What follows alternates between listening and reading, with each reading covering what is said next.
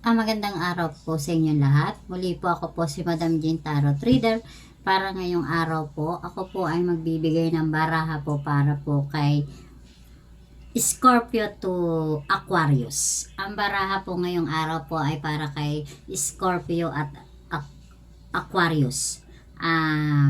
Doon po sa mga gustong magpa-private reading po, paki-message po ako sa aking account na Jing Tarot Reader, and then sa aking cellphone number, and then po pa-follow and subscribe po ako sa aking channel, and then pa-comment din po ako sa inyo.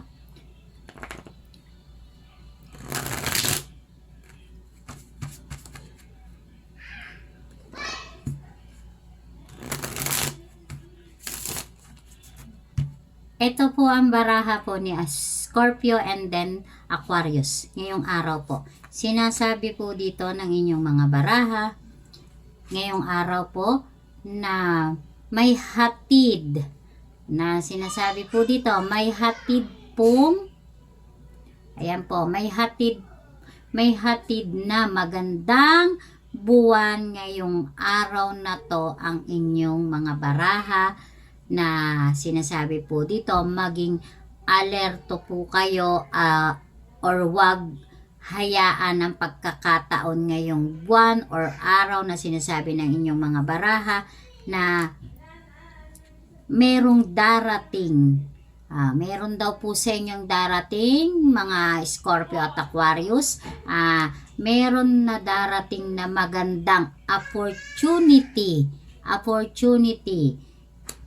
sa karir at pag-ibig ang sinasabi ng inyong mga baraha ngayong araw, na upang maging masaya ka. Maging masaya ka naman na matagal mo nang hinihintay ng ilang taon or ilang buwan na naging worse ang inyong pag-ibig, na sinasabi ng mga baraha dito, na sinasabi dito na sa inyong mga baraha na kayo ay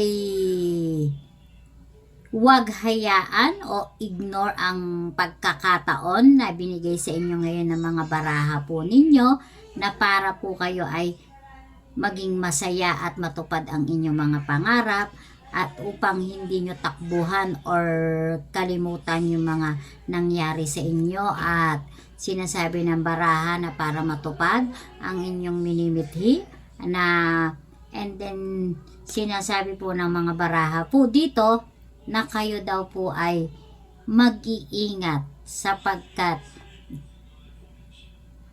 sinasabi po dito ng inyong baraha ang inyong kalusugan o health ay hindi masyadong maganda. Matatamasan nyo nga ang career, opportunity, pag-ibig, ngunit sa health naman po ay hindi maganda. Sinasabi po dito ng inyong mga baraha na madalas na sa inyo ay sumusumpong or sumasakit ang inyong ulo, sapagkat kayo po ay merong migraine or insomnia. Kaya mag-ingat po kayo at kayo po ay pangalagaan ng inyong kalusugan. Sinasabi po dito ng inyong mga baraha. And then po dun sa mga Scorpio at Aquarius, maganda po ang inyong baraha ngayong araw po na binibigay po ni Madam Jean dito sa mga binasa niya po, na may mga darating po sa inyong opportunity para sa career, pag-ibig.